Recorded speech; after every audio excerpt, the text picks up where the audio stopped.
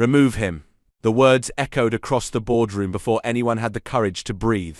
More than 60 executives, investors, attorneys, and media representatives sat around the massive mahogany conference table overlooking downtown Chicago.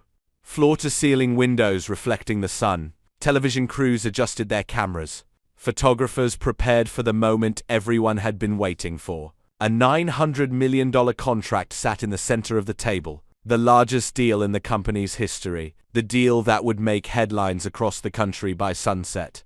The deal that would cement my wife's place among the most successful executives in America. And somehow, despite everything happening in that room, Monica Brooks was staring directly at me. Not the contract, not the investors, not the cameras. Me. Her husband. Her expression hardened. I recognized that look. I had seen it growing more frequently during the last 2 years. It was the look she reserved for people she believed were beneath her. Unfortunately, I had slowly become one of them. "What are you doing here?" she asked. The room fell quiet. Several people turned toward me. I remained seated. Calm. "I came to support you." A few executives exchanged uncomfortable glances. Monica laughed. Not a warm laugh. Not a playful laugh. The kind of laugh designed to embarrass someone. "Support me?" she repeated. A few people chuckled. She looked around the room. "You hear that?" More laughter followed. I simply folded my hands. The cameras continued recording. The photographers sensed tension. Several immediately began taking pictures. Monica took a slow step forward. Her white designer suit probably cost more than most people's monthly rent. Every detail of her appearance had been carefully planned. Every detail designed to project power, success, status, control. Then she looked down at my navy suit. The same suit I had worn to dozens of corporate events. The same suit I happened to like. Her eyes narrowed. "You couldn't even buy something new for today." A few people smiled. Others looked away. I said nothing. She continued. "This is the most important day of my career." Her voice carried throughout the room. "The biggest contract this company has ever signed." She paused. Then smiled. "And somehow you still managed to show up looking like you're attending a neighborhood church fundraiser." Several people laughed harder this time. The words didn't bother me. What bothered me was watching the room slowly decide whether they should laugh too. Watching adults follow whoever appeared most powerful. Watching people abandon their principles because it was easier. Monica turned toward the executives. "You know what amazes me?" Nobody answered. She didn't expect them to. People see someone sitting quietly and assume they're deep. More laughter. She pointed toward me. "Trust me. Silence isn't always wisdom." The room erupted. A few investors nearly spilled their drinks. One attorney covered his mouth. Another executive shook his head uncomfortably. Still, I remained calm. Monica smiled. She thought she was winning. She always mistook silence for weakness. The chairman of the company, Richard Halstead, sat quietly near the head of the table. His expression never changed. He simply watched, observing, waiting. Monica didn't notice. She was enjoying herself too much. "You know what's funny?" she continued. "I spent years building my career." She placed one hand on the contract. "Years earning respect." She looked back at me. "And Nathaniel still believes showing up is the same thing as contributing." The room became quieter. Some people were beginning to feel uncomfortable. The humiliation had gone on too long. Even they could see it, but Monica couldn't, because success had slowly convinced her that being admired made her right. I watched her carefully. The woman standing before me wasn't the woman I had married. The woman I married once believed gratitude mattered, loyalty mattered, character mattered. Now she measured people differently. Money, influence, recognition, visibility. Things that looked valuable. Things that disappeared faster than most people realized. A photographer's flash exploded. Monica adjusted her posture, enjoying the attention. Then she said the one thing that caused the entire room to freeze. "I honestly don't know why you're even here." The silence that followed felt heavy. A few people shifted in their seats. Monica continued, "You have nothing to do with this company." Her eyes locked onto mine. "Nothing to do with this deal." Another pause. "Nothing to do with my success." The words hung in the air. For the first time, even the people laughing stopped laughing. Because something about the way she said it felt cruel, deliberate, personal. I remained calm. I simply looked at her, then I smiled slightly. That seemed to irritate her even more. "Why are you smiling?" I shrugged. "No reason." Her jaw tightened. The room felt tense, unstable, like something important was happening beneath the surface and nobody understood what it was. Monica suddenly turned toward the security team stationed near the entrance. Two large men immediately straightened. "Please escort him out." The room went completely silent. Nobody moved. Even the cameras seemed frozen. One of the security officers hesitated. He looked uncertain. Monica pointed directly at me. I said, "Remove him." The officer took a step forward. Then another. The entire room watched. Nobody spoke. Nobody intervened, until a calm voice shattered the silence. "That won't be necessary." Every head turned. Richard Halstead slowly stood. The chairman rarely raised his voice. He didn't need to. Power had a way of speaking for itself. The security officers immediately stopped moving. Monica blinked, confused. "Richard?" He adjusted his jacket. His expression remained perfectly neutral. Then he looked directly at the security team. "Mr. Brooks has every right to be here." The room froze. Executives exchanged glances. Investors frowned. Several attorneys immediately became interested. Monica laughed nervously. "Of course he can stay if he wants." Richard didn't smile, didn't laugh, didn't look away. Something about his expression made the room feel colder, more serious, more dangerous. For the first time all afternoon, uncertainty appeared in Monica's eyes. Only for a second. Then it disappeared. She straightened her shoulders, recovered her confidence, and returned her attention to the contract. The cameras repositioned. The investors settled back into their seats. The attorneys organized the documents. The photographers prepared themselves. The $900 million agreement sat waiting at the center of the table. Monica picked up the pen. The room held its breath, and Richard Halstead quietly glanced in my direction. A glance so brief, almost nobody noticed it. Almost nobody. But I did. Because I knew exactly what it meant. In less than 10 minutes, every person in that room was about to discover who I really was. And nothing would ever be the same again. The strange thing about betrayal is that it rarely arrives all at once. People imagine it as a single moment.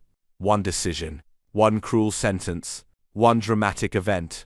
But most of the time, betrayal arrives quietly. It grows. Slowly, almost invisibly. By the time you finally recognize it, the damage has already been done. As Monica stood at the front of that boardroom preparing to sign the biggest contract of her career, I couldn't stop thinking about the woman she used to be. The woman I had fallen in love with. 20 years earlier, neither of us had money. Neither of us had influence. Neither of us had connections. We had dreams. That was all. I still remember the tiny apartment we shared after getting married. The ceiling leaked whenever it rained, The heating system barely worked. The refrigerator made strange noises every night. Most people would have hated living there. For us, it felt like a palace, because we had each other. Back then, Monica wasn't obsessed with luxury. She wasn't chasing status. She wasn't competing with everyone around her. She simply wanted a chance to prove herself, a chance to build a better future. And I believed in her, even when nobody else did. When she decided to pursue advanced business certifications, we couldn't afford them. The tuition cost more than we had in savings. She nearly gave up. I refused to let that happen. So I worked 2 jobs. During the day, I managed operations for a logistics company. At night, I drove delivery routes across the city. Some weeks I barely slept. But every paycheck went toward her education. I never considered it a sacrifice. I considered it an investment in someone I loved. Years later, she would stand in boardrooms negotiating contracts worth hundreds of millions. But very few people knew where that journey began. It began with exhaustion. It began with sacrifice. It began with 2 people sharing a dream. I still remember the night she received her first promotion. She came running into our apartment carrying a letter. Her hands were shaking. Tears streamed down her face. "I got it." I laughed, pulled her into my arms, spun her around the kitchen. For nearly an hour, we celebrated with cheap takeout and sparkling water because we couldn't afford champagne. At one point, she grabbed my hand, looked directly into my eyes, and said something I never forgot. "One day we're going to look back at this and laugh." I smiled. She continued, "And when success comes, we'll enjoy it together." Together. That word used to mean something. Over the years, I helped her prepare for interviews, stayed awake reviewing presentations, listened to speeches, practiced negotiations, corrected documents, encouraged her after failures, celebrated her victories. When she doubted herself, I reminded her how capable she was. When she wanted to quit, I pushed her forward. When others criticized her, I stood beside her. Not because I expected anything in return, because that's what partners do. At least that's what I believed. The first signs of change appeared after she became a senior executive. The difference wasn't dramatic, not at first. Small things. Subtle things. Easy to ignore. One evening we attended a networking event. I wore a suit I liked. Simple. Professional. Comfortable. Monica looked me over and frowned. "You're wearing that?" I looked down. "What's wrong with it?" She sighed. "It's just not the image." The image. That was the first time I heard her use that phrase. I laughed it off. She didn't. As her career continued rising, that phrase became increasingly common. "It's not the image. That's not the image. We need a better image." At first she was talking about branding, marketing, corporate positioning. Eventually she started talking about people, including me. One evening she spent nearly 30 minutes criticizing the watch I wore. Another time she complained about my car, then my haircut, then my shoes, then my hobbies. Nothing was ever directly insulting, just enough to make her point. Enough to remind me that I no longer fit the world she was entering. The higher she climbed, the more she seemed to resent anything ordinary, including the man who had helped her get there. At business dinners, she often interrupted me. At charity galas, she introduced me as an afterthought. At networking events, she left me standing alone while she spoke to executives. People noticed. I noticed. But I said nothing, because I kept hoping the woman I married was still there, hidden beneath the pressure, hidden beneath the ambition, hidden beneath the success. For a long time I convinced myself things would improve. Then something happened that changed my perspective. We attended an industry conference in New York. Hundreds of executives were present. Investors, CEOs, board members. Monica was excited. She spent weeks preparing. As we entered the venue, a group of senior executives approached us. One of them immediately extended his hand, but not toward Monica, toward me. "Nathaniel, good to see you again." The man smiled warmly. Several others greeted me the same way. Monica looked confused. After they left, she turned toward me. "How do you know those people?" I shrugged. "We've met before." She stared at me. "Where?" "Various places." She frowned. The answer irritated her. I could tell, but she quickly dismissed it, just like she dismissed everything else. A few months later, another incident occurred. A luxury gift basket arrived at our house. It came from a CEO Monica desperately wanted to meet. Inside was a handwritten note, thanking me for my guidance. Monica read it twice, then 3 times. "What exactly did you help him with?" I smiled. "A business decision." "What business decision?" "Just a business decision." She rolled her eyes. For her, the explanation wasn't enough. But instead of becoming curious, she became dismissive. She convinced herself the answer couldn't possibly matter. That was the problem. She stopped looking deeper. She stopped asking questions. She started assuming. Assuming she knew everything. Assuming she understood everyone. Assuming success made her perspective correct. Meanwhile, my own responsibilities continued growing. Private meetings, confidential calls, investment reviews, strategic decisions, most of which I handled quietly, most of which nobody knew about, exactly how I preferred it. Recognition never interested me. Results did. Impact did. Character did. Things that lasted longer than applause. Things that survived after titles disappeared. Unfortunately, Monica had begun believing the opposite. Then came the conversation I still remember more clearly than any other. It happened 6 months before the contract signing. We were sitting in our living room. The house was quiet. The city lights glowed beyond the windows. Monica had just returned from another business trip. She looked exhausted, frustrated, distant. For nearly an hour we barely spoke. Then finally she broke the silence. I think we've become different people. I looked at her. What makes you say that? She hesitated. Only briefly. Then she said it. I've outgrown you. The words landed harder than she realized. Not because they were angry, because they were honest. Karma. At least honest from her perspective. For a moment neither of us spoke. Then I asked a simple question. Do you really believe success determines someone's value? She stared at me. Then slowly shook her head. No. I waited. She continued. It reveals it. The room became silent. I remember looking at the woman sitting across from me, trying to find the person I once knew, trying to find the woman who used to dream beside me, the woman who once promised we would enjoy success together. Instead, I found someone else. Someone who measured worth differently. Someone who had forgotten where she came from. Someone who no longer saw me at all. A few moments later, she stood, grabbed her bag, and walked away, without another word, without looking back, without realizing she had just broken something that might never be repaired. Months passed. The distance between us continued growing. Then the phone call arrived. The call that would change everything. It came late in the evening. Private number. I already knew who it was before answering. Good evening, Richard. The chairman's voice came through the speaker. Calm. Controlled. Nathaniel. I walked toward the window overlooking the city. What can I do for you? There was a brief pause. Then Richard spoke. Everything is ready. The lights of downtown Chicago stretched across the darkness below. Countless people living their lives, unaware of what was about to happen, unaware that years of secrets were approaching their final chapter. Richard continued. The board approved the final documents. I nodded. Good. Another pause. Then the words that would echo in my mind all night. Tomorrow changes everything. For several seconds I simply stared through the glass, watching the city below, thinking about Monica, thinking about the promises we once made, thinking about everything that had brought us to this point. Then I quietly answered, I know. And for the first time in years I wondered whether the truth would set us free, or destroy what remained of our marriage forever.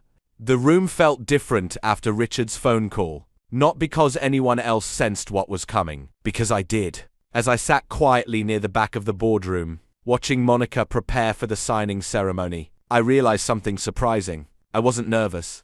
I wasn't angry. I wasn't even interested in proving anyone wrong. I was simply tired. Tired of pretending. Tired of watching people judge worth based on appearances. Tired of seeing respect handed out according to titles and income. Most of all, I was tired of being invisible to the person who once knew me best. At the front of the room, Monica adjusted the sleeves of her white designer jacket. The photographers were everywhere now. Television crews positioned themselves for the perfect angle. Several reporters whispered among themselves. Everyone wanted to witness history. A $900 million agreement didn't happen every day, especially not one that had taken nearly 4 years to negotiate. The energy in the room felt electric, excited, victorious. Monica loved every second of it. She smiled for photographs, shook hands, accepted congratulations, enjoyed the admiration flowing toward her from every direction. For years she had worked toward moments like this. And to be fair, she had earned much of it. She had worked hard, sacrificed, pushed herself relentlessly. The tragedy wasn't that Monica had become successful. The tragedy was that somewhere along the way, she began believing success made her more valuable than other people.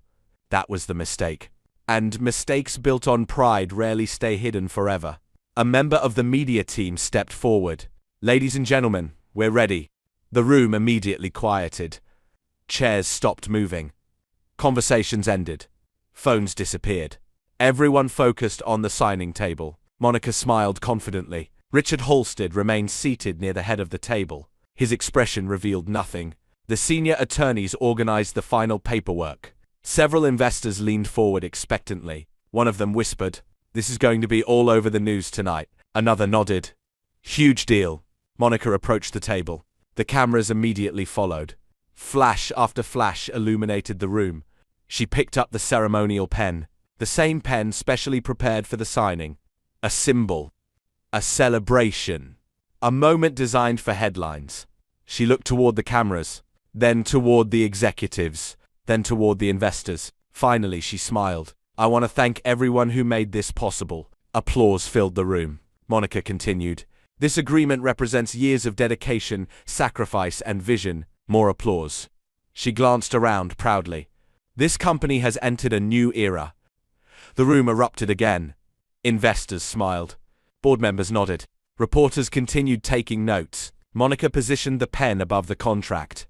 Then a voice interrupted. "One moment."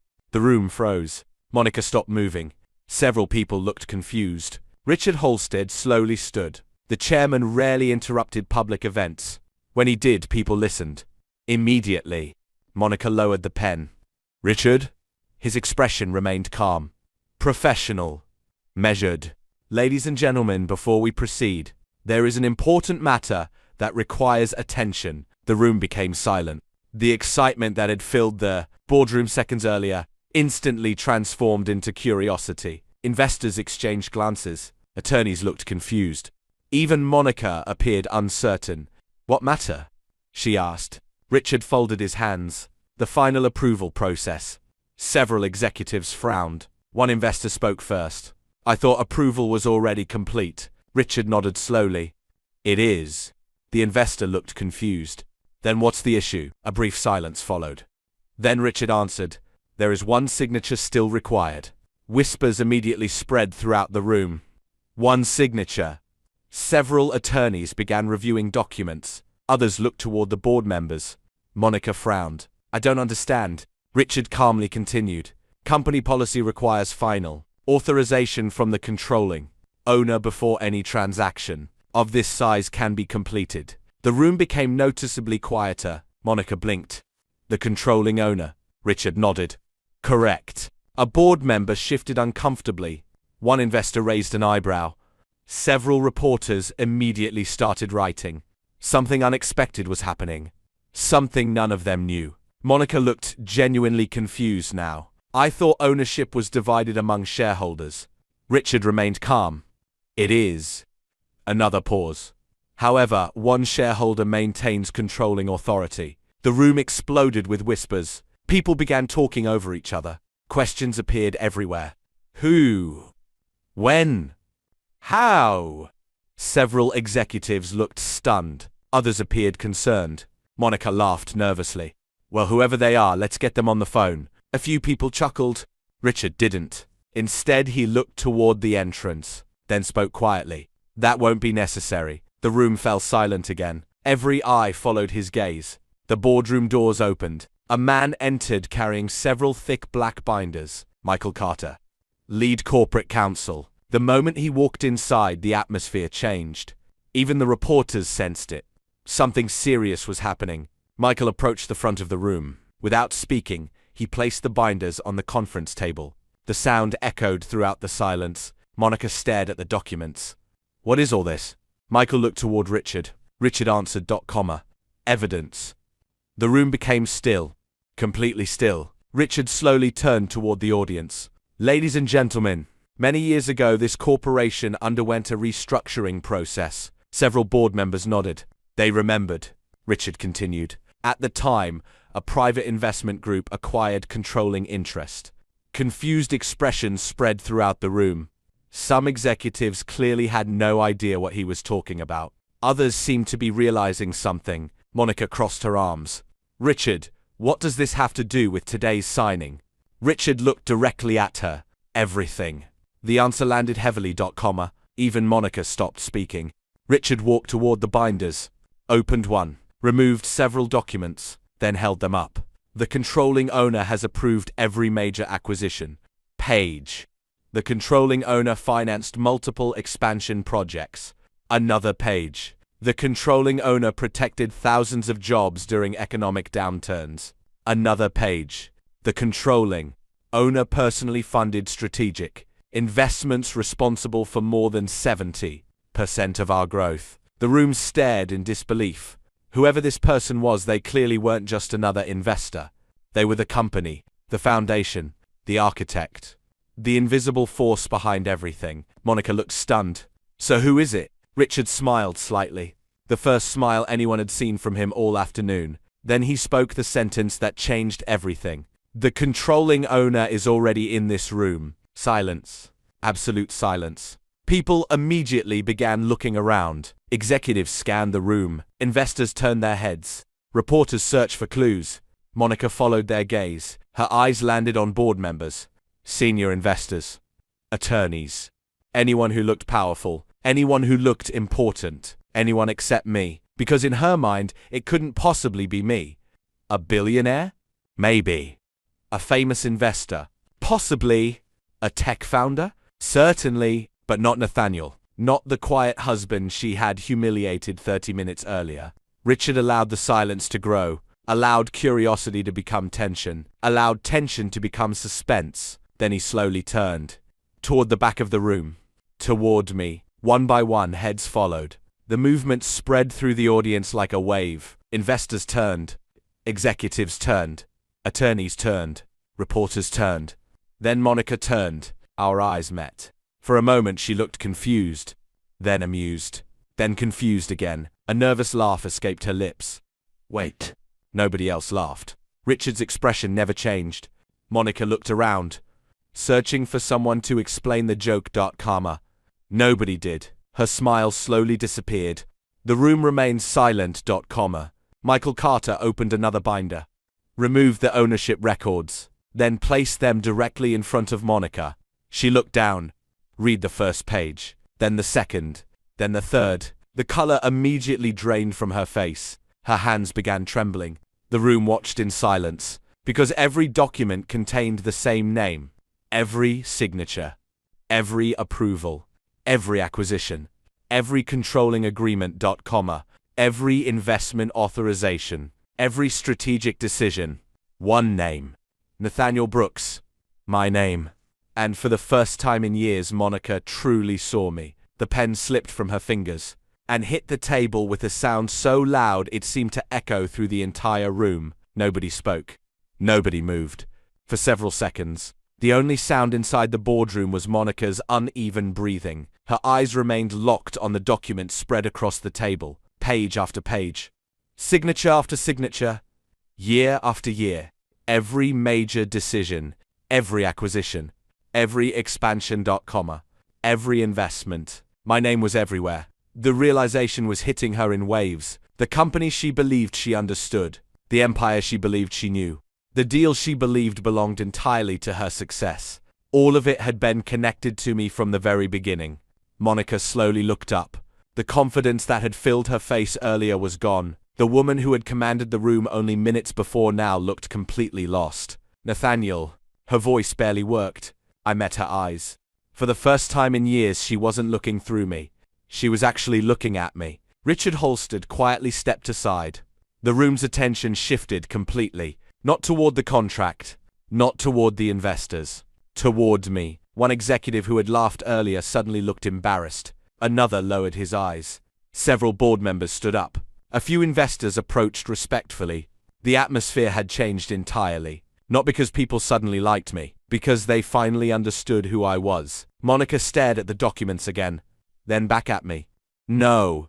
She shook her head. No, this doesn't make sense. Michael Carter calmly slid another folder toward her. These are the original ownership agreements. Her hands trembled as she opened it. Inside were records dating back nearly 15 years. Years before she became a senior executive. Years before the company became a major player. Years before anyone outside a small circle knew my involvement. Every page confirmed the same truth. I had never been an employee. I had never been an ordinary shareholder. I had quietly built the foundation beneath everything. The room remained silent as Monica continued reading. I could almost see the memories forming inside her mind. Every strange phone call, every unexplained meeting, every executive who greeted me with unusual respect, every powerful person who somehow seemed to know my name, all the clues she had ignored, all the signs she had dismissed, all the warnings she never stopped to consider. They finally made sense. Tears began forming in her eyes.